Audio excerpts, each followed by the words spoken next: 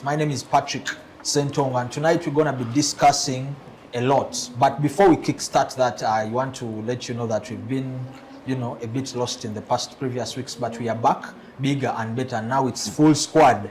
I want to also let the guys right here introduce themselves and say hello to you people before we get into the real sauce. Yeah, no, like Otumani. Also, we're trying to introduce. Mubuze maso gaba.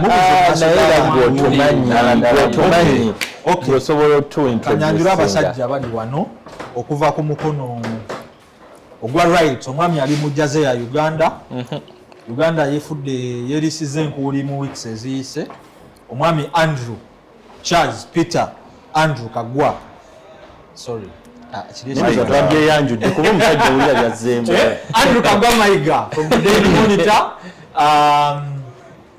Senior reporter. On my immediate right, the man, the myth,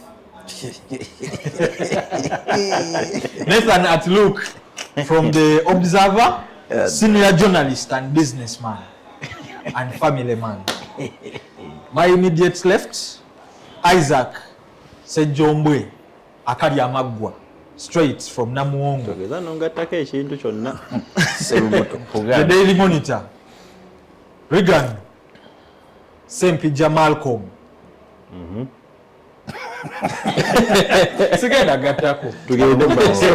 Alright guys, we are back full swing. And what happened within the course of the past week? Weeks is not what are some of the things that transpired? Before the week ended, that's last week, we had the launch of My Mother, Irina Muviro. My mother knows. Yeah, my mother knows. Mama Wangamani. We were there together with, of course, Isaac. You want how many of you were there? Three of us. Apart from you and I, were never here. These guys refused even to come. It is also very important to note that me and Isaac were here. Thank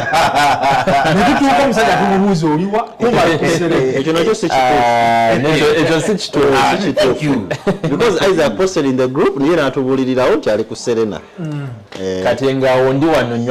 all right, since Nathan waliwo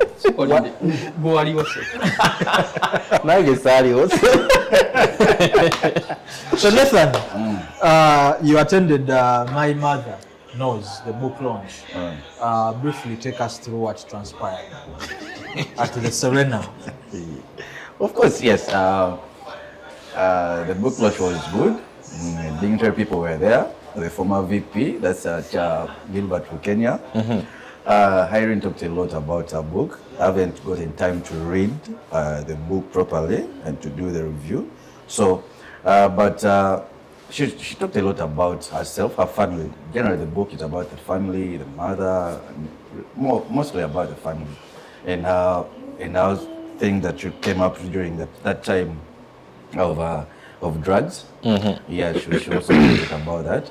And the most interesting part when Andrew Chamagero hinted or asked her if she had visited the bush, and she didn't mention directly or she had the chance of being pulled, but she talked about that. But wait a minute. Let's wait. How did that come up? The book? Like how?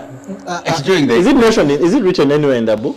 I think during the interviews, the interview with Andrew Chamagero. Go on.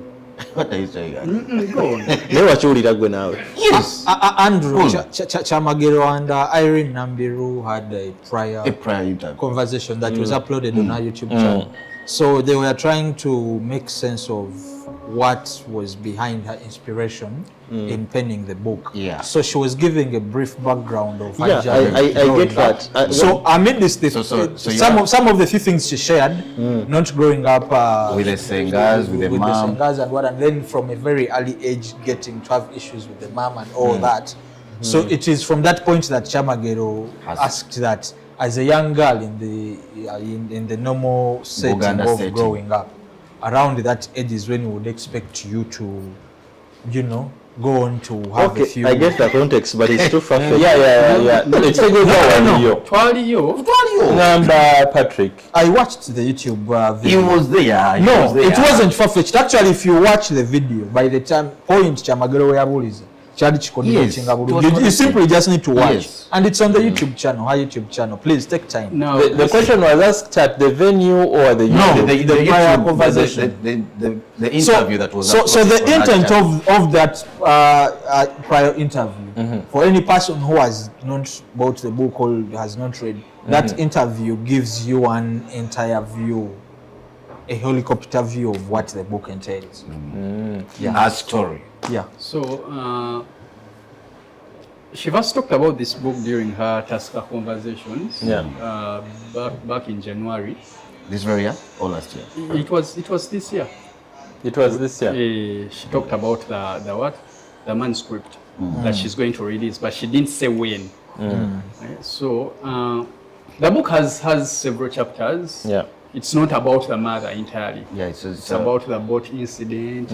It's about the Japan Family. incident. Also her genesis. It's Joining music. the industry. it talks a lot. It talks about so many things in her life. The Naye father. lwakuba what they fronted was about the mother because of their relationship. She fronted. Yes. Was Patrick recognized at the event? Patrick, our own Patrick, Yes, our own Patrick said he wanted to buy the book, but he did not have the money. So the copy he got, he wanted to summarize the whole copy in just 3 minutes. This He tried reading the whole book But it's okay, in 3 minutes. The auctioning started when the VP bought the book at 1 M. From a VP. Yes, so that's so other people bought the book at 150,000, 500. 500. the book itself 100. costs 150. Yes, 300, 500. So But Patrick didn't This have is- to buy the book. Patrick This wanted is- Patrick ayagaliza nnyo. Patrick told No, us this is what I he wanted said. to buy a book at 500. Seriously, kaba kwogerereko for once in your Patrick life. is a good reader, Yes. and he has written a book. Which one? Yeah. I beg No, to be let's corrected. let's He has written a book. Tell the viewers. What's going on? not now. He has written a book that will be unveiled later. Soon. on. Patrick has written a book. Yes. Genesis of his. And it's an interesting book because I saw the cover. They say never judge a book by its cover, but Yeah, I already judged Patrick, a book by its cover. Patrick. Yes. So Patrick has a But yes, writing the book, but it already has a cover. Yes, Yes. Look at before you say something. This guy told us he wants to buy a book at 500,000. Ekitegeeza yaliyo. I still want Yeah, okay, that's good. We can go. So this is something I want about that book. This is something I want Already about got that it, book. something. Patrick, Irene. mukisa nkubuze ekibuuzo. Yes. Do you want to say something about how that book was written? Yes. Please. Irene Nambiru got the idea of writing that book during the COVID-19 pandemic. Right? Yes. I am one of the people that contributed a few things in that book, mostly around her genesis. But that is something I can't go into fully. But I did some. Madam Patrick did not have to buy that book. Yeah. Eh. Patrick is the but ghost. where did you get the ghost interest? Were you looking for what you contributed in that book? Because The way it was, engeri gyakwatamu akatabo n'anoonya chapters. Well, I wanted to do that, but I'm saying that I'm Patrick is saying. very integral. He was looking for Now I get it. Tugende maaso kusoma. Akatabo namala nenkagula earlier this week era nina copy ewange. Autographed? No, it's not autographed. Lwaki tomunoonya osobola okumufuna. Balina WhatsApp group. Country. Ni WhatsApp group. Balina WhatsApp group y'abantu aba contributing mu katabo. Sasobola. Balimu nga bana. Who was the Si bangi. ghost? A couple of Who people are the other worked ghosts? with Irene. Who was like is there like a head writer? Because if it's like a couple of people, then there should be like a head writer. No, I did the part that I had to do. Which chapter? Okay, what I can say on that, I did something around the genesis, around her coming, introductions with the Raggadis and the back in Tugende maaso. Ezo balina Naye kivuga kati eyo Genesis gye yawandiika ng'eri mu mukulu Dan did you fact check it thoroughly? No, it is a story. Nambiru has talked about her story, even in, I think, in one of the conversations she had with, before her concert, I think 2 years back, yayogera ku how Ragadi. I think yaline Juliana nagamba it is Steve that Nambiru nachyogera nagamba it's done that. Anti olaba kyanjawulo oyinza okugamba it's done that done nateekawo namusanga mu kyalo nedda si bwe kiri. ne mutuna nendaba talent. I want to read that book. Please. Yeah, now I want to read that. It is a very interesting book. Can I borrow your copy? I'm still reading. Did you even buy it? I have the copy. Okay. By the way. I'm a book lover. At least I read That's my question. bogenda kwonoona kati Fig Fameka had a concert. Last Fig week. Fameka. Yeah, last week on Friday.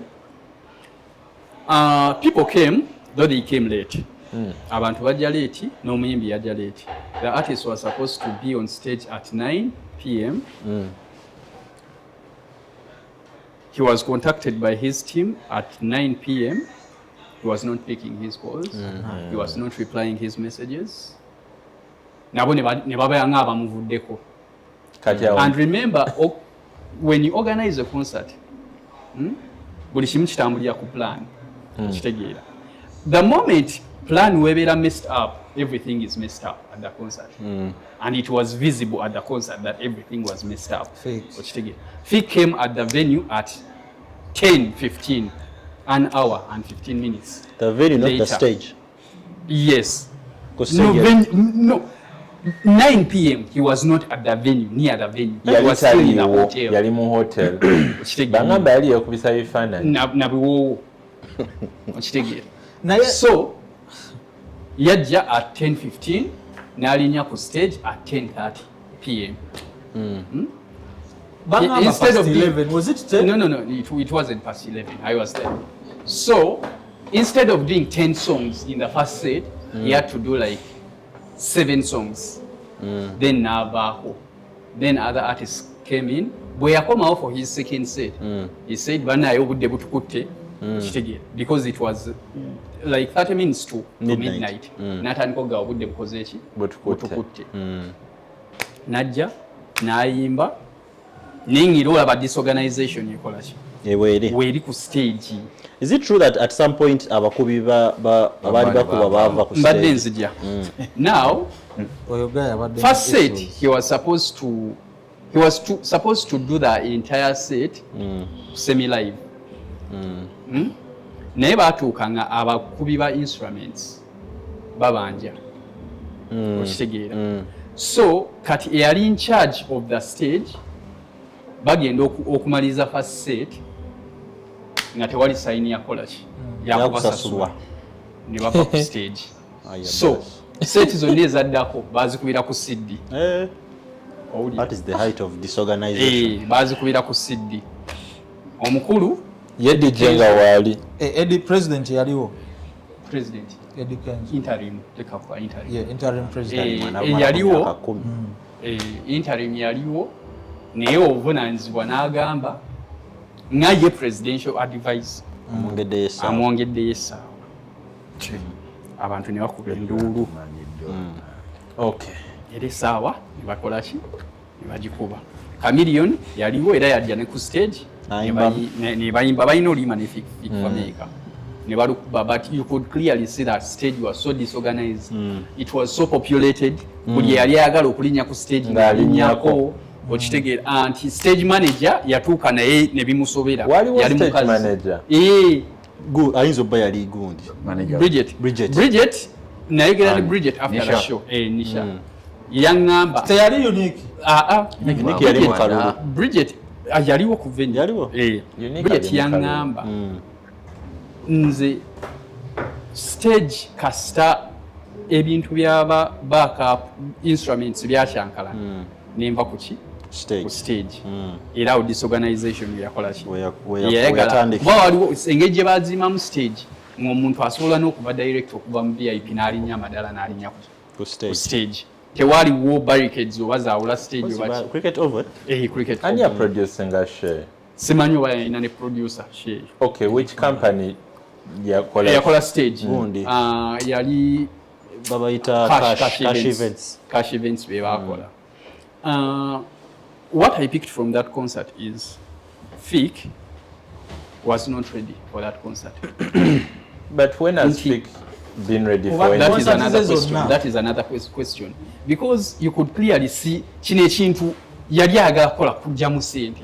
Obitegeera, not respecting the audience, enyimba. Like he was not, is it because we've seen Epasi show, Munji show, nga tulaba the kind of organization era kwe, nti Fik tumujajingira kwekyo naye I feel I did not, okay, I never paid. I was going to say I did not get my money's worth. Yeah. But I did not. No, naera yateekamu obudde. Yes. On a Friday. Ate wali ozze kukola. Era Actually, nagenda by 7 I was there. Kyekivulu kye nsinza okukeerako. 7 p.m. I was there. Ninda upcoming abantu buli omu yajjanga ku stage nga bw'ayagala. Okitegeera abamu ne babawaayo oluyimba lumu, ala ne babawaayo ennyimba. I was happy with Munji because Munji rarely Munji yajja n'aperforminga. He performed 5 songs. Because Fik naye yamuyingirako. Fik teyamuyingira. Ne Nati Nathan najja okitegeera. It was the highlight of the show. Nevi boy najja n'ayimba. So people betulwawo kulaba. So other people were the highlight at Fik's show. Yes. Boy yayimba luyimba ki. Biboy yayimba nyumbani, n'ayimba Wiso Song, n'ayimba Mr. DJ. Angamba olulwe. Yayimba verses. Yayimba verses. Tugende ma. Okay, olaba. Fik like ali omu ku bantu abayingira industry nga bo bazze either kunoonyamu ka ssente oba kufuuka popular. Tebajja mu industry nti endongo bajjagala. Fik talina kintu kye yali akoze n'omulaba nti akikolerera ndongo. Omanyi nga bw'olaba nti abasajja bwe bagamba baatula mu bus corridor nga bagenda Nairobi. Fik takiinaawo ekyo nti yali akozeeko ekintu ng'olaba akikolerera because ayagala nnyo endongo. Fik has never showed up in time for anything relating to his music.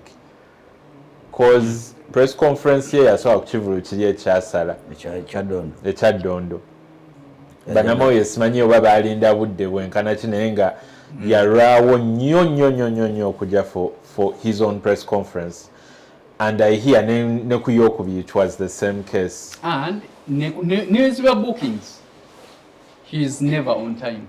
Kati then waliwo nali ku bintu bya Coke Studio nga kwali ku babookinze Fik twamulinda for about 4 hours okujja ku interview ye ya Coke Studio. Era nali ngambye ne bagayi ba Coke, mumanyi I'm going to walk away tukimale cause nali namaze oku interviewing ono gayo omulala yali Zuli Tams nga naye Fik nga naye no olowooza bamukubira notukwata tubuyira gyali nga tatukwata. So Fik si ye muntu gw'oyinza ogamba nti ali professional, nti tuyinza obba nga tumwagira lwakuba yali mwana wa ghetto, cause wano mu Uganda twagala nnyo okulembeza sympathy gunzi. Twagala nnyo okulembeza sympathy okusinga ekintu ky'ogamba omuntu embeera eriwo entuufu. Nti yes, alike yali mwana wa ghetto naye alina okurespecting omulimu gwakola. At the moment it doesn't look like he respects it. Nti biri ebya concert yasooka byonna oyinza osanga abantu bali bamusonyiye. Naye kati for this one most of these are not excusable. Kwana wira nti yali yeekubya selfies ku hotel ngena abantu bamulinza ajja performing ng'akyekubya bifaananyi. Ate nga mpulira n'okulya ku rehearsals yalabikayo oba omulundi gumu. The Fik, I think abantu amubuliko bwe balina ekizibu. Ekirala naye amalala galina mangi. Tojja kuwayiriza muliko Fik yalina ekizibu. Alina amalala mangi. Oba mistake ze zibadde ze zimu. Buli concert. We see, pose no concert eba yakumeka. Yakusatu. Yakusatu. Yakuna. Because yatandikira Kyaddondo ne musala n'agenda ku Africana. N'agenda Freedom City. Yes. Sookera ku Kyaddondo, Africana, Cricket Oval, n'addamu Cricket Oval. Abadde yakuba ko Yes, last year. Last year yakuba. So, kati kwegamba all things are rotating around him.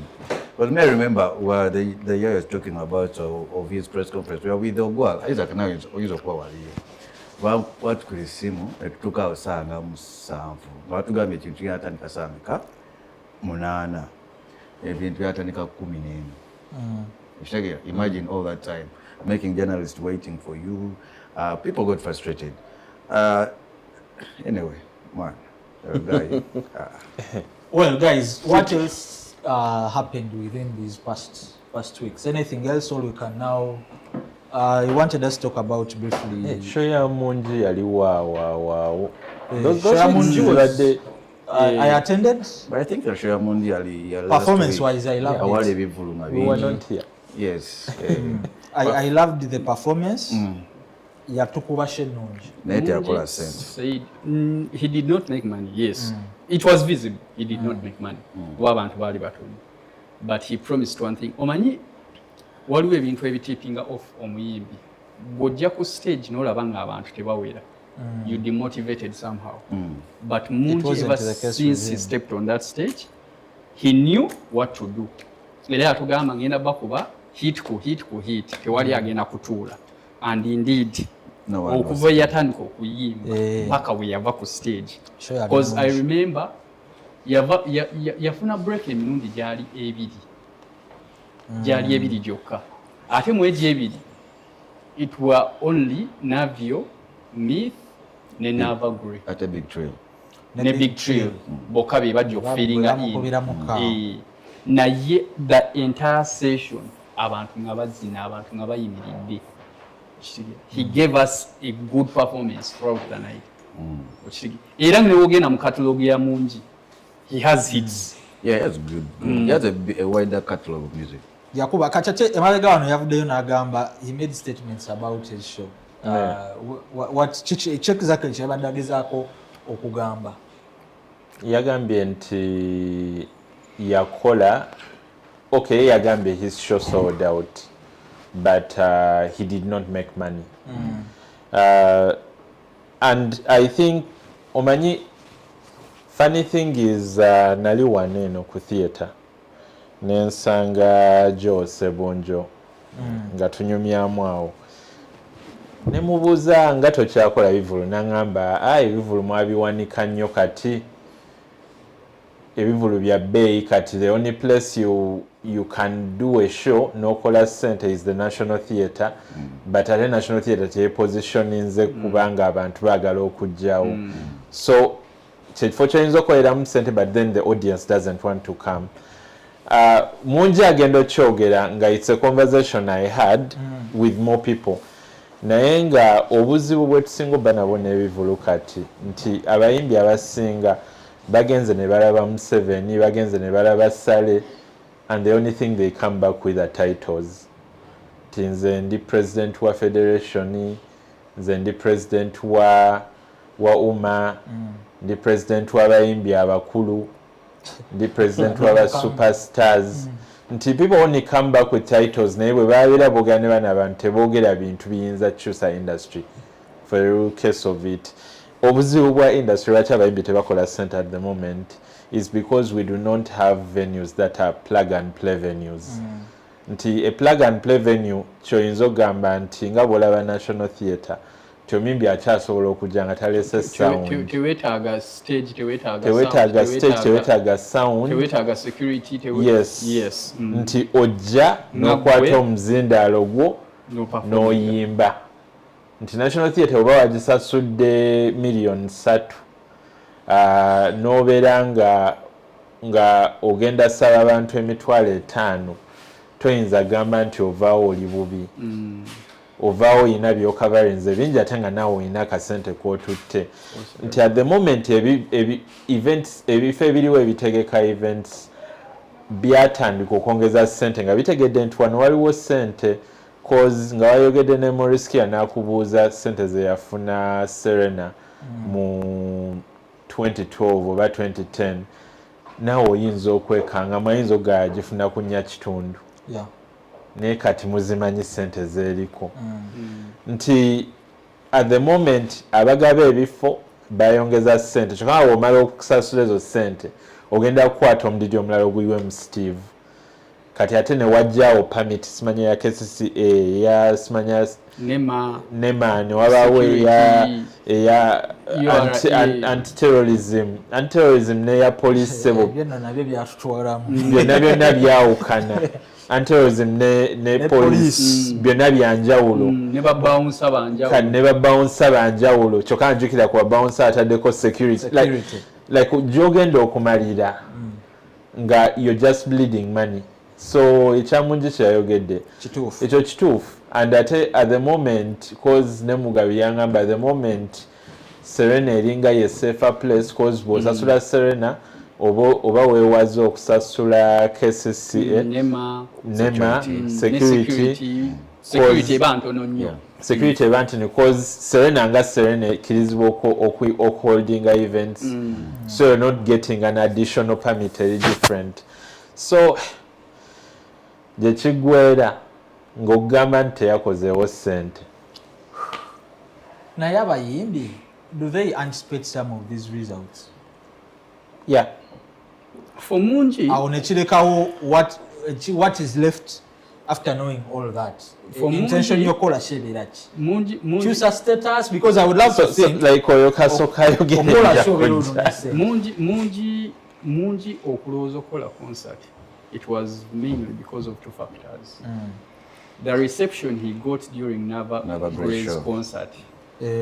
Yakyusa mindset. Yalaba nga abantu bano bebabe kati abatalina banakugira bwati Steve n'amugamba omanyi it's the right time.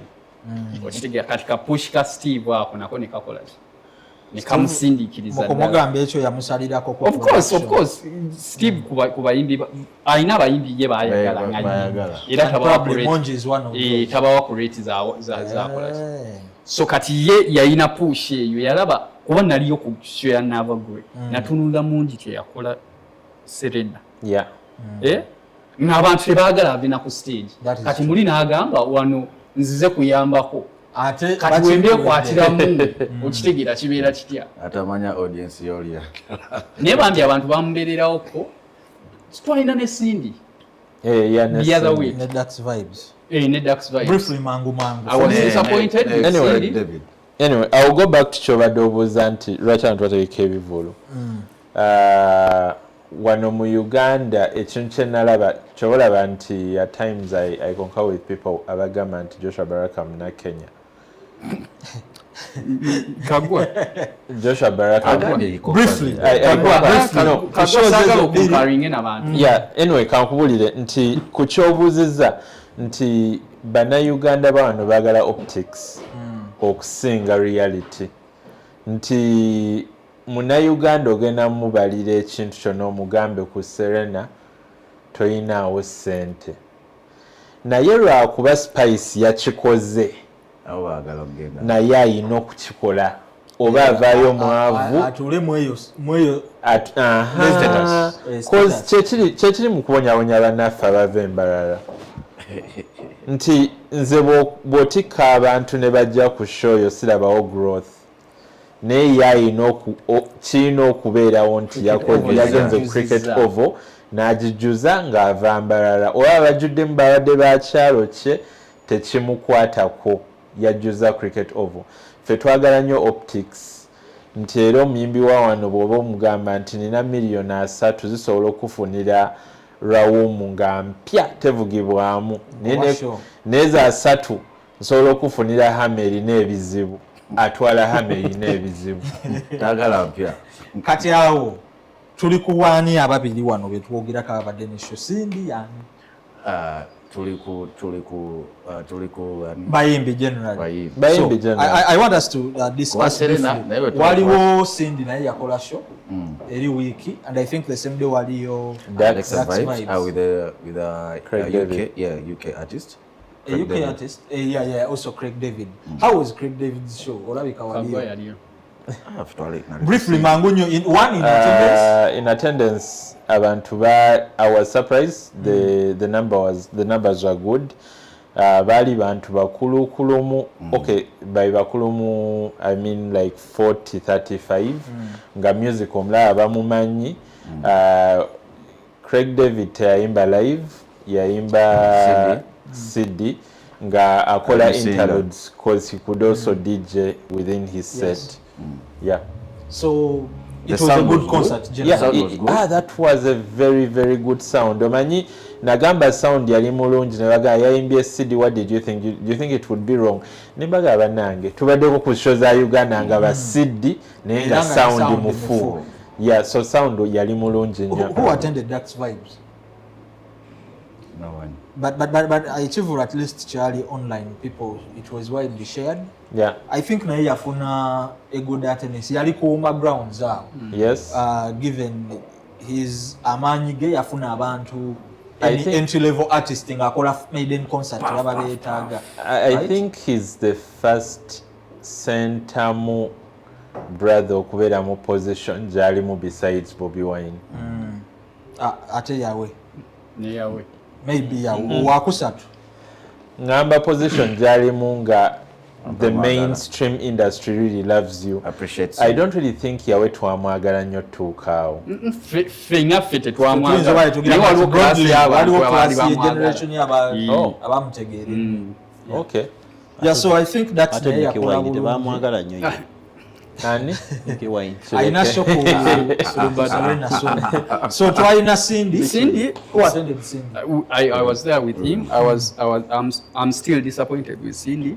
Ekifo ekyo mwaliko ku show ya Frigo ne mulaba ekifo kikimu mu bantu kyali kitya. Abantu bajja Yalina abantu baali bajja naye. bangi. Bali disappointed, But why- bali happy. Bali happy because happy, but Cindy delivered. is a performer. On a status quo of Cindy, why take a chief because I feel like she degraded herself so much from the first time we are having a show yepa Rugogo. Bompati. Yeah, Bumpati. Uchegira najuza Rugogo. Uchegira they had to watch us to Canova. Wow, not toilet for Valeri. Because I mean, But I was told that venue is bigger. Bigger Yes, that venue is It's bigger big. than Cricket Oval. than? It's bigger. Wano ku No, wanene. Millennium. Yes. Yes, it's big. Wanene. Wanene. I've never figured that out n'ekisinzo Because olaba wacha abantu bagamba cricket oval kirasimanya nene biki because kisaawo kiri wekiti naye ka kiri ekifo kiringa kibangirizi kiri awo bangamba kyonna kiri level. level Wali level okitegeera bulungi. Ate sinaba kugira but I'm told it's way cheaper. Era egenda fuuka Bagenda kuddukira nnyo awo. bagenda kuddukirawo nnyo. wewo aba mbonye we baali Babanga. That's why even Zoe blankets Grants. were yali egenze. That was Zoe Grant before they named it. But it's big, it's huge. but how was her performance as The performance was good. Sound was a little bit. Talent Africa yayikiyimiririramu ekya sound Maisagala. bakola batya tubuli tago tewaliiyo nokatubuli No, njagala kuwulira. Maisagala ayita byatara ali yatandise Africa. okuleeta ebyuma so I think nature sound yagala kyefuga Kye- ayagala kulekerawo ku outsourcing. ajja sobola okwefuga Ebizibu bya Talent Africa ku sound tekiba byuma oba ebiri oba tebiriiwo. Omuntu gw'otadde emabega w'ebyuma y'amatarenga. Kati omuntu Abikwatakwatamu. visual abadde akozesagayo bamuyita Henry bw'abadde akozesa ku bafrigo baani bonna naye ndowooza yakola Nekimu era. olwo omuzungu olwo omuzungu yajja kukowa Afrigo. Naku Afrigo era sound yali mulungi. Ne ku Afrigo sound yabatawaanya. naye yamala n'atereera emaaso Era kyekimu nekyali ku Cindy. Kati olaba Alright, guys. it's almost ng'otutusa. Tukuweka It's almost a chronology of events nga Talent Africa sound emutawaanya. Afrigo ku Sheraton, Blue 3 ku Sheraton, Afrigo. tugenze ku Afrigo waneeno kati olaba ne Cindy. obuzibu oba buli ku muntu amulimu sound. Si Ekunyegenyege kyekyo. ku main stage. ne press conference sound aba mulungi Kuki? press conference All right, guys. So tonight we are going to be discussing a topic. Tunamaliza. Isaac twali naye. Isaac n'agamba Cindy. Yalina okugenda nga ku Serena. Kuba abantu we bali Cindy alina abantu. nesindi si muyimbi wa Serena Olaba Shibayi. Olaba bayimbayo. Kati Serena tekyaliko limit. Spice yagenda ku Serena. Chosen Blood omanyi wakinga abasindisi mwembi wa Serena Lwaki? setting ya Serena nga bw'ogiraba ne music sindi gwayima ne energy gyalina Nakyo ekigambo. nze sirowooza nti Serena yinza Obuzibu spice wange not that tagisobola Ah. naye the nature of her performances and her music Obuzibu me I would wange. rather she uses the venues abadde akozesa ezo outdoor me I Obuzibu think she's a wange. better artist outdoor obuzibu bwange wano nti Sindi bwe tuba tukyasobola omusasulira emitwalo 2,5 nga tulabye abayimbi abakulu be boogeddeko nga bo batusasuza emitwalo 15 omu n'agenda n'akipushinga nnaku 2 mitwalo 15 mba ndaba yeekolako injustice nga Sindi Sindi atya okitegeera naye kiki ekimutiisa olaba sigenda na kuwa example ya Sindi abayimbi abasinga abagenda ku Serena batuka ogenda ku Serena nga tebakyayinawo kintu ky'amaanyi mu outdoor ate n'ekirala babeera bakimanyi nti wanaategeka outdoor abantu tebajja kujja cause trust me kibaye tajja kudda ku cricket over singa olubuto terwali in a fix yali tajja kudda mu kisaawe so reassemble okudda ku kisaawe olubuto yali pull factor naye it takes a lot of guts omuyimbi okutwala abantu mu kisaawe n'abagamba mbasaba emitwalo 5 ordinary it takes a lot of guts wanjagala okirabeemu gyalina ebiri kwetaaga Gyaliko ebiri ordinary. yes njagala nanti kyenga it takes a lot of guts omuntu ogamba nti nvudde ku ebiri ngenda basaba 5 ordinary wanjagala okirabeemu with all the music Chameleone has done bwagenda musaawe naye asaba 3 ku 2 3 ku 5 Chameleone sisuubira nti yatukubye ekisaawe ku 5 ordinary giba 2 3 takubangako 3 nti fiye yekyaliwo ey'abayimbi okwekkiririzaamu nti this is my value now n'agamba kati mujje musasule emitwalo 10 it's ordinary it's cricket oval eyo fiye ekyaliwo nze Sindi okusabe personally sikirabamu nnyo obuzibu I think yabala mass maximize numbers era still okusigala okuna akasente. Let's be honest. Do you think it was the right time for you to Do you think it was the right time for her to contribute the show? I didn't think it was the right time but abantu bajja ekiraga nti ekibalo kye tekyali kifu naye nga abayimbi batandika okwekkiririzaamu batekinge that step nti kati nvudde ku mitwalo 2 shows zange ordinary 5 abajja be baba ababo anyway tugende. All right, guys. So tonight we are pulling back the curtains on one of the most debatable roles in the music industry, which is the music managers. Oftentimes, back in the day, when we were a music manager, it comes off as a person who is going to come through and inject money and control and direct the artists. Nga manager, why no better, but in the recent past, we've seen a couple of those people in those various positions being more as errand boys to their various artists. So tonight I want us to discuss that because you see the music scene is is fast-paced.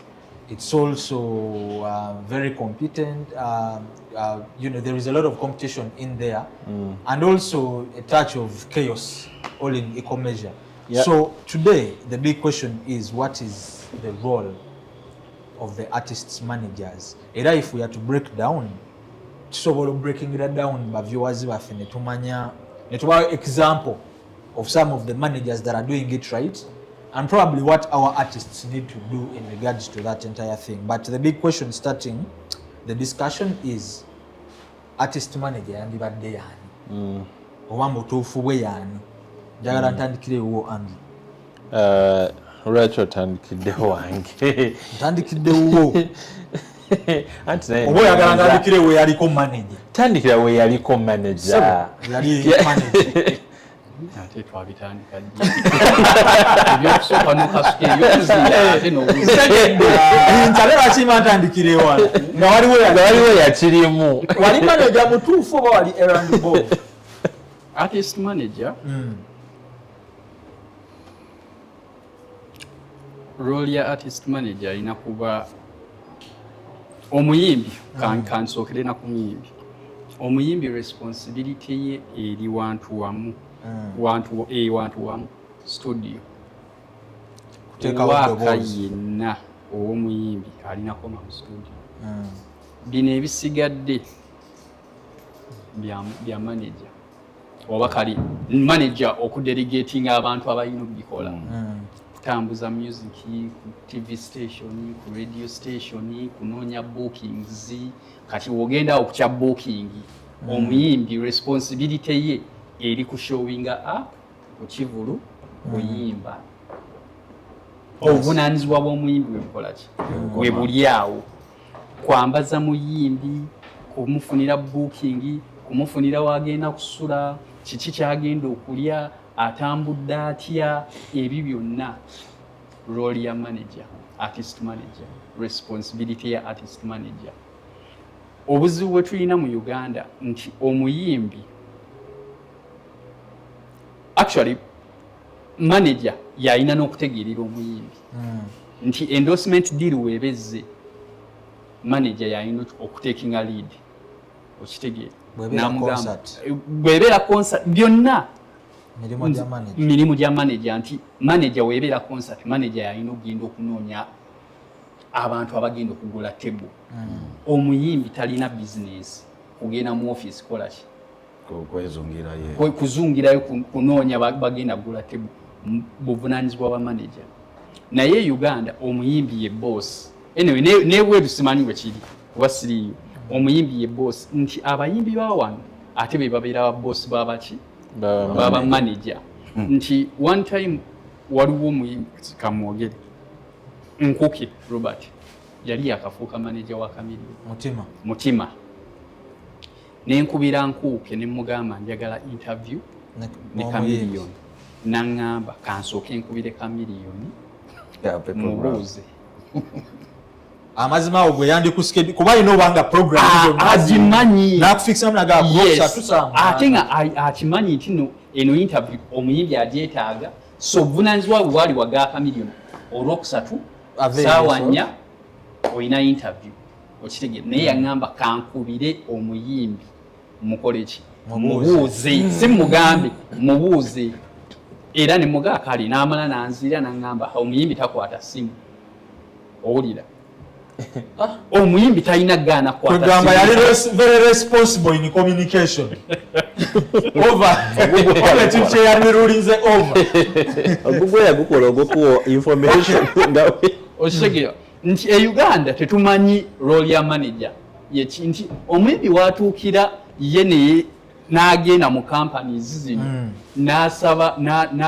n'atuukirira abantu okugula table n'agenda nga yeesabidde interview ku TV ku radio station n'agenda ne yeenoonyeza obulango n'agenda n'amala okurecordinga ennyimba n'agenda n'akubira ba music schedulers n'abagandi n'akayimba akapya mukateekeyo ng'omuyimbi yakikola so e Uganda tulina ba manager batono nnyo abasinga actual managers boyinza oyita ba personal assistant sina ba personal assistant bali awo just kubeera bubeezi n'abayimbi chechi e Uganda.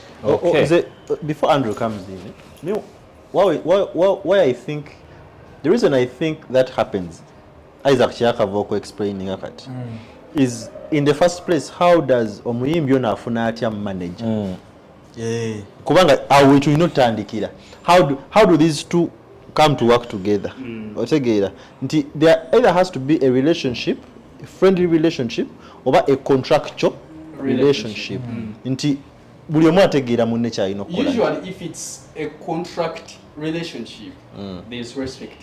Yes. If it is a friendly relationship, what usually happens bwetubeera ne ba artist abapya ne bajja ne bablowing out. I'll give you an example. Currently there is a new artist trending bamuyita Tracy Melon. Yeah.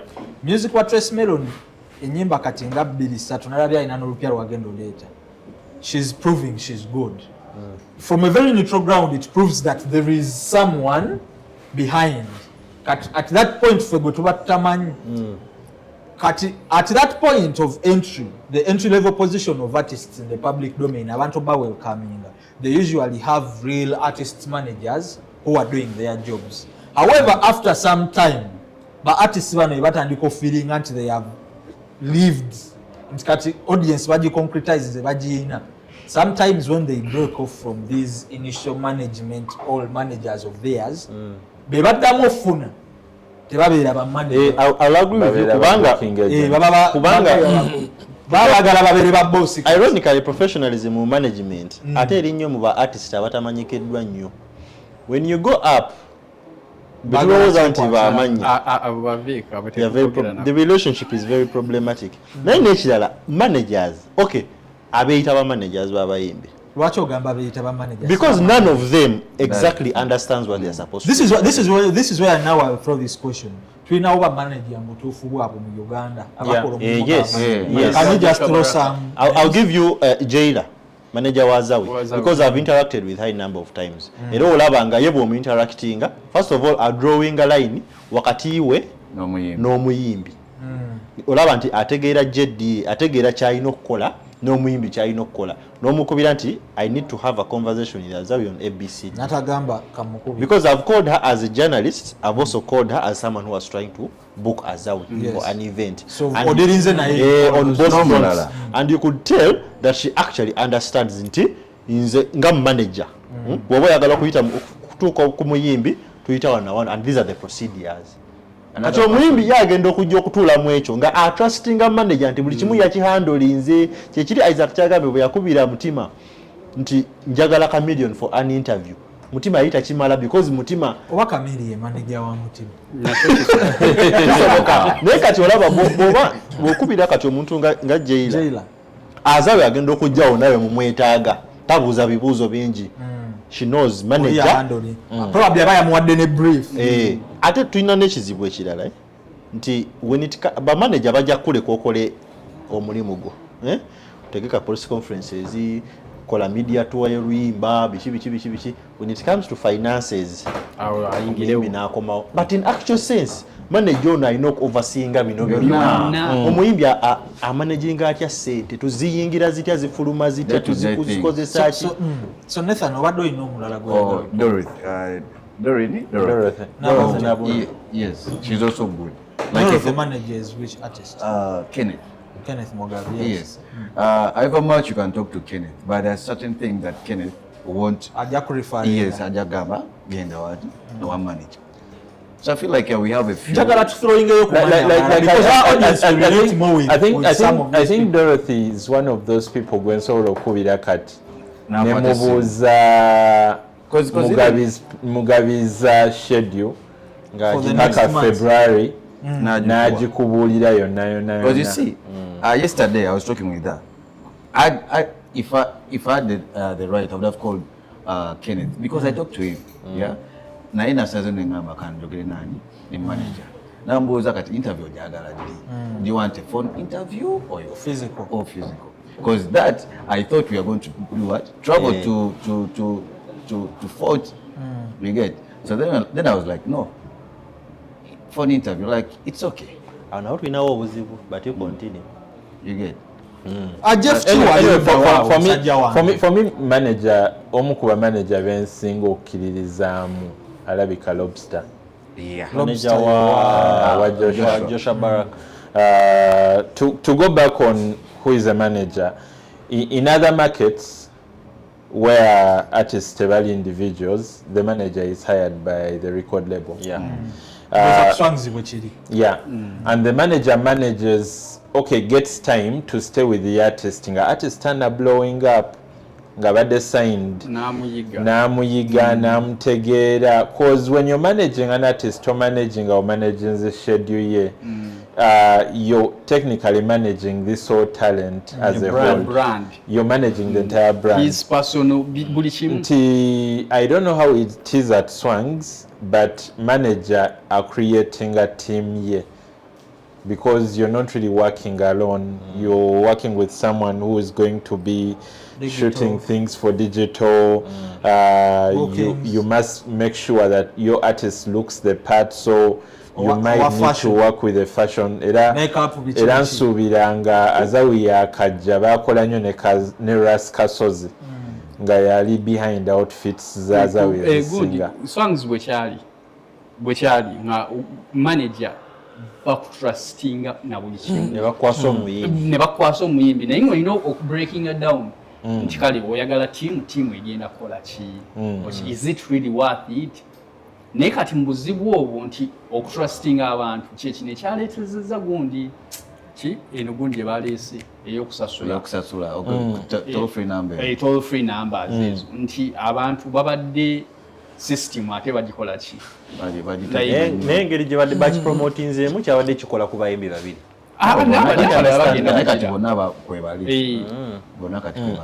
nti wekyali okay so okay mbali kwambira ndenda okuvugamba obugambe bwe kyali mbali ndenda kuga kiri kitya kati where have we lost it? No, but I was still going on to because the manager and the artist atuuka n'amutegera ne bakwatagana ne vision because trust me Lobster mimbi gwa soko managing teyali Joshua I know mimbi gwa soko managing ne bawokanira Matai bayawokanira Matai because tandika ne Joshua from the very word ago yeah naye nga yalina omimbi gwe yasooka okukwatako ali mainstream ne bagenda ne bafunawo ka endorsement ka Pepsi ne bawa ssente nga ziwera n'akwatako ezimu n'agenda n'asasula omuyimbi Munnakenya bakole kolabo n'omuyimbi omuyimbi yava ewuwe ne box ng'ayambadde boxers najja n'akwata manager Matai lwaki ongulira kolabo nanga no olaba kati bukola kolabo we shall break through to tapping mu yomake nanze byo sibye njagala mimbi yali agala kawundo kati kagwa omanyi program eno tukolera abantu basaba kumanya kati amanya gali important basaba kumanya sema bwe tunaba feka yayiyeyo kusema nenjogera linya azaka yewaddeyo ani obstago yasoko managing so tuogere ya omimbi lobster yasoko managing ya Legion Black John Black mu blowing out yali no yo guy simanyi nenga John Black yali atandika ne guy acha guy ya managing ko ne Helen Lukoma I forget that guy's name nenga gwe yatandika naye okay. Yes so nchangalo tegera so okwatagana mu vision cause Joshua wakwatagana ne Lobster how Joshua made Lobster was through another artist waliwo Lobster mibwe yayogera okumanaginga naye nga bwayogera vision ye y'omuyimbi eyo sijalaba kati oyo omuyimbi namuga naye nina mukwano gwange ayimba embaga ebintu byeyogera byasiba ayogerako ng'ategeeza Joshua n'amuleetera Joshua connection yali waawo bakwataganira bwe bakwatagana ne batandika okuyiriba Kenya Rwanda nga tebana recordinga na music kati wao baliwa nga olaba nti dreams ali zaalaine yes nti kati ebiseera ebisinga management ya wano twesanga on the way osanze omuyimbi ng'atambula olifani noga oluusi mwali bakyali noga mama no chenjagala otegeera is it the artists with the problem because for me my challenge has always been artists bonna kasita abako n'omuntu gwatandika naye nga things are okay oli ng'ateekamu amajja along the way naye balosing kati at that level nga bamaze okukikuba they never get ba manager abali authentic abali professional why is it that omanyi n'ekintu kino kye bayita professionalism omanyi fame gets to those guys ngamaze blowing kati bamu akafaananyi abatula mu bascoring haso zaabwe zonna ze baaliko ne bayitamu Kenya ne bayitamu atuuse wano kati gwe manager ongamba ki ongamba ki nti kati ogaye kamiliyoni omanyi collaboration ya Diamond yeno yinza okukola ki nawe yinza otutuusa nga kati we Diamond gwenda biwano juzi ng'akula agenda kuntuusaawa okitegedde awo bridge yaba akoze eki agisse kati ye aba ayagala ye yaba yerondera collaboration gyakola ki gyayagala nti bo baba bamanyi bemanaginga ye aba ayagala yemanaginge tosobola mutegeerera naye nga ate manager alina okutegeerera ki omuyimbi alina omugamba nti omanyi tukendezeeko ku bibaala bino fine ofuna naye demand omuyimbi agamba sha gwe omanyi sente zenfuna mu baale bamwokyayo okitege kati bridge eyo kizibu nnyo okufuna omuntu ebimu byetulaba ne Ziza Bafana oba artist babadde nabo bamanager babadde fall out. Yes. But there are some good examples, guys. I've seen Spice Diana spent quite some years with the manager. with Roger. And what before Roger waliwo Emma Carlos.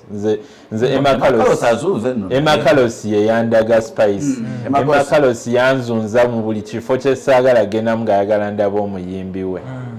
Ng'ogenda ne mu sports event naga at least wandika ku muyimbi wange nti abadde ng'omuyimbi ki Spice.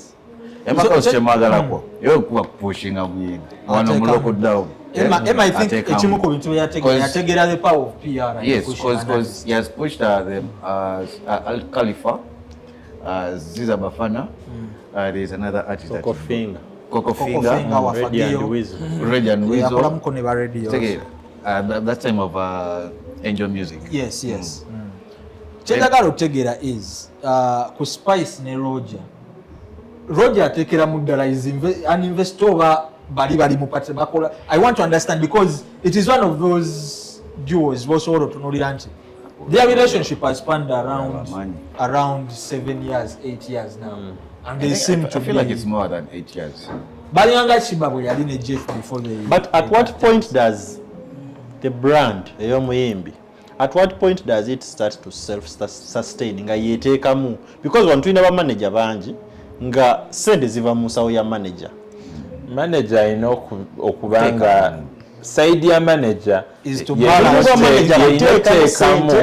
ne bwekituuka nga omuyimbi akuze, at least the manager needs to be managing what exists. Because now the omuyimbi atuuka n'akola manager sente ne zitandika okubanga kati bakola. Manager omulimu gwe guba gwa kubalansinga meka ezizze meka zituteeka. Why I brought that up nti the more the manager keeps on investing his money, wano mu Uganda, what that means is that ajatuuka ekiseera nga owning omuyimbi. Okitegeera something like that nga owning omuyimbi first of all ekyo kisooka nekiyita relationship, because omuyimbi aliwo because alina okubaawo naye nga tewali nnyo relationship. No, there is no working relationship. No, it's actually mediocrity. It's a thought of mediocrity na butategeera music industry omuyimbi okulowooza nti there can be a time when the team managing them does not own them. Like be it Drake and UMG, it's specifically why they are in court. Time comes when you belong to them. Nti bajja kuwa miliyoni 4 eza dola bagambe your sign-on fee for a new 5-year contract, which means you're going to make a lot of music okujjamu sente zaabwe ze bakutaddemu. Nti mu music ng'oyagala ogende mu bifo ebinene, at one point you're working for your manager, you're working for your management team. Tewaliiwo time etuuka mbu omuyimbi kati yeye owninga pozi nga asazeewo okuinvestinga mu bintu ebirala nga bwolaba nti Jay-Z decided to invest elsewhere, oba nga bwolaba nti Waiki yateekawo mpaka records, oba singa Steve yali akyali muyimbi nga taddewo Fenon naye nga ate akyali muyimbi. But as long as there is a team managing you nga yatandika ekussaamu ssente ne streamlininga, they will in some way be owning you and you're working for them. All right. But Isaac and Rabadaba bali bakwata. Pako oli oyamba. Era Isaac yaisi yateeka mu Rabadaba cent. Oli sure chansi yali ateeka. Yali management. yali Bagita managing UG Records. UG Records gwenga okay naye Isaac yali akola mulimu Isaac asooka Yali professional manager. tuli wano tukaaya na manager akola mulimu ki manager wo yabyogedde musajja Okay, wange. guys, one of the challenges tulina but artists abamu balemereddwa ofuna ba manager and abamu bakikola deliberate nti noyo abamuyina tamusukkulumya nyo dino waliwo abantu bangi bagala nnyo booking omuyimbi. I'll give you an example. Today nga wakedde ng'oyagala booking Nina Rose otandikirawo. Ino mukubira ye manager ye muyimbi. Nze ndaba nnyo aliko black market. Yeah. bali ba managing music on the digital platforms. I look at people who, you see what Spice Diana Chakola, nti manager we Roger na yali mu industry and I think chine engeri gye playing in their favor. Nti buli muntu amanyo ne manager we bakola bonna networks and all that. Olaba. But you look at some artists nga tomanyi anyam book. Ekyo nakiva ku trust. So it is so rare. Oba abantu omanyi bannayuganda tulina omuze. Sijja nga nange mwenneetwalidde. Because instead of talking to Jayla, I would rather talk to Azawi herself. Okitegeere.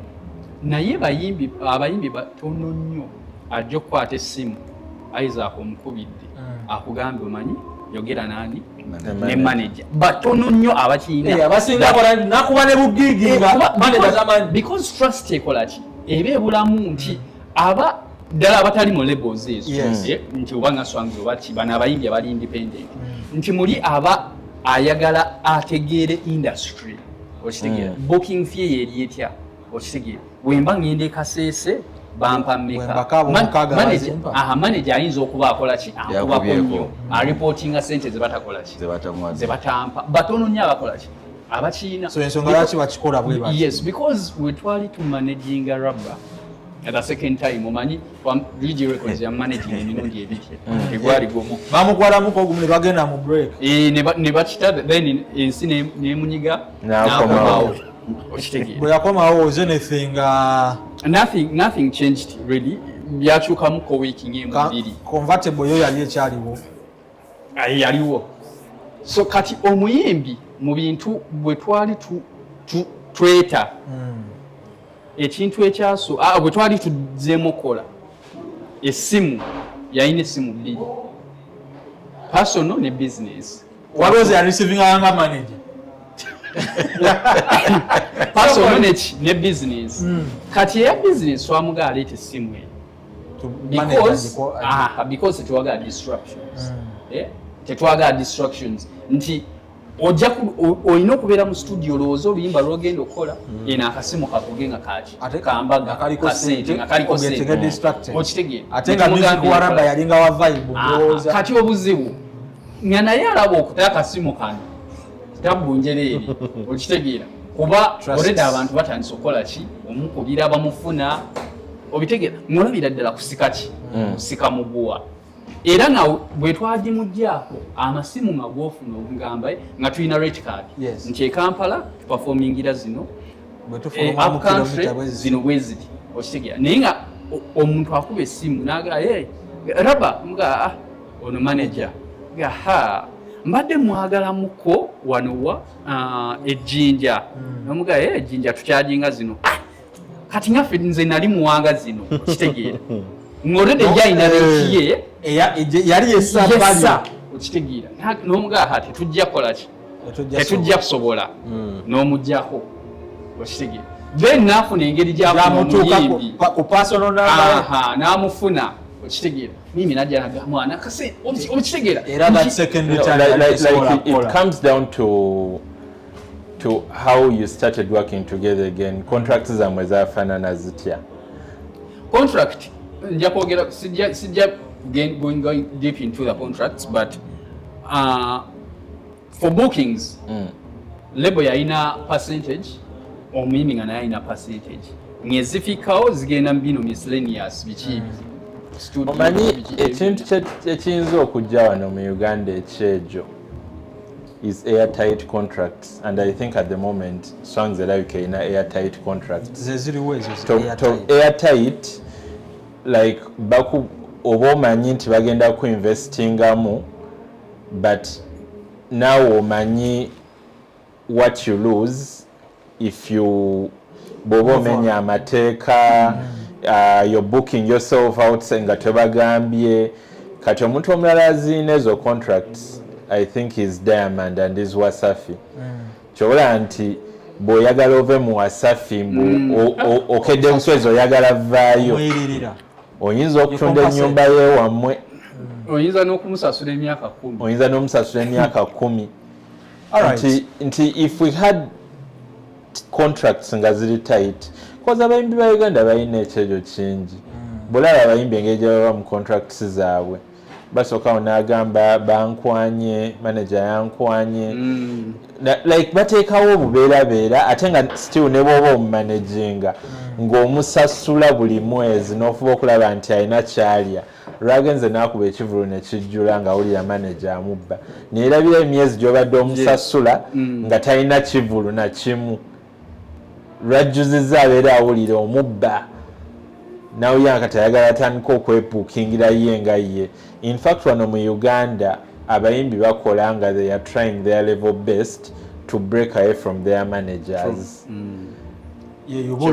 azikwate ng'azeeriira akola ne manager kufuna contacts z'abantu contacts kizenze what needs to be done because an industry webera ekula erina okula with all key people abalina roles eziri different erina okula in terms of production erina okula in terms of promoters erina okula in terms of quality in regards to events management erina okula with good sound erina okula all these aspects zikulira wamu and managers are very focal in ensuring all these things happen. So with all this higihaga gwetwogedde surrounding kyenfunye my takeaways ba artists balina issues where does that leave us as an industry and their fate and the fate of our entire Ugandan music industry as we close? Because it's working out for the managers and for the artists, nothing can be done about it. Wakati wala omuyimbi muzikirize neme kwogera limu. Kino kyo kiri gundi nti manager mumanyi twabyogerako manager ye tajja kufaayo if he's bullied by the artist or not so long as bwagenda amanyi omuyimbi we ayagala nyindo nti under what estimating under values anti like ye yalina essimu ya deal ya bookings okitegeera so bamukubira yamugaye tulina million 7 zetwagala okuwa omuyimbi ye ng'agenda agamba omuyimbi balinawo 3 okitegeera omuyimbi ng'aga batongeremu emu oba naga tetusijja kukola naye omuyimbi watuuka eyo n'akubwamuko nga mpozi wangambye batuwe 3 okitegeera eri bamugaye balina 7 kati onakkiriza 3 manager nakubenya so ye abeera oke n'ekyo okubeeramu eyo system nti ye afunamu ate n'omuyimbi namutemera nga omuyimbi naga omusajja yo naakola aleeta buki aleeta kumbe manager alya nnyo kati bo bali oke ate nga system bwetyo bweri bali oke nti manager waliwo za diru zaleeta n'alyako n'omuyimbi n'abakoze yeefundiriza naye omuyimbi ali oke ye kasita agenda ku stage n'ayimba afunyeko kasente ono omuyaya aleeta buli lunaku 3 aleetayo bugigigigi omuyimbi aba amaze. I think what we need more managers abategeera industry nga tebagala n'okwongera ku bayimbi. I also think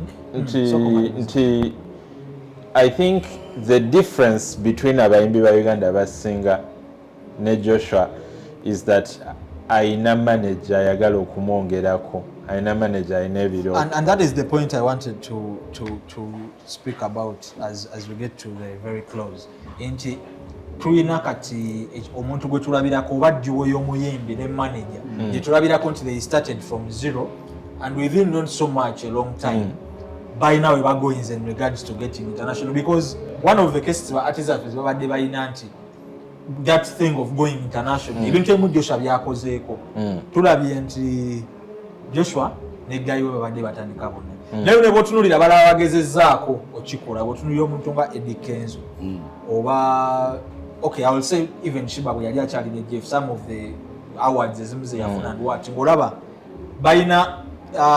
balina something to do with management zaabwe beera solid n'okubanga bali Sam Mukasa you know something like that. So I hope that's one of the things that our artists can learn bagezeko bigira so that we jointly see that the music industry you know gets to another level. Lero tunasuka wao.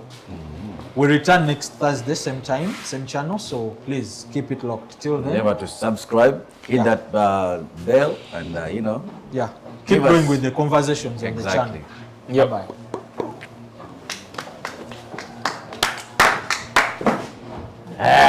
Muri bakabi mukikubye golabo obeera oyogera ku bya international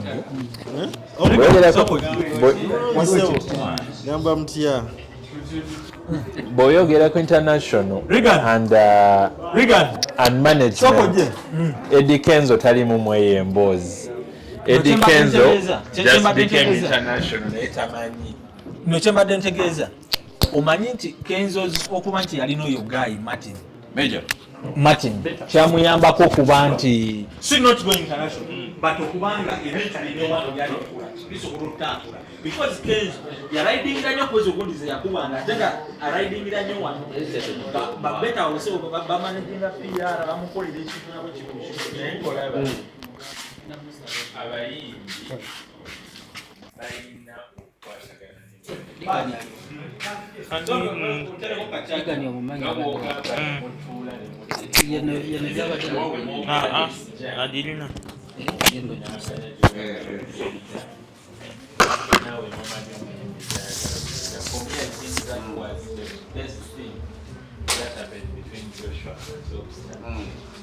Lobster yali ayina ebirowoozo ng'abigezezzaako n'abantu nga tekigatta n'agwa mu baraka nga ne baraka n'agwa mu baraka nga naye byennyininyini byayagala n'amugamba omukozi wano kiyinza osooka nekigandamu nga tebabitegeera naye watubeere nga tumanyi tetukigobera Uganda kyasooka okumanya nti bannayuganda baagala ebyo kirimu nti ne kana akantu koolaba nti abantu balowooza Joshua si munnayuganda bannakenya ne bamwesibaka ne bagamba owawaboyi kyongera bannayuganda okwagala baraka because then they have to say no he's Ugandan this one wako kufali kachana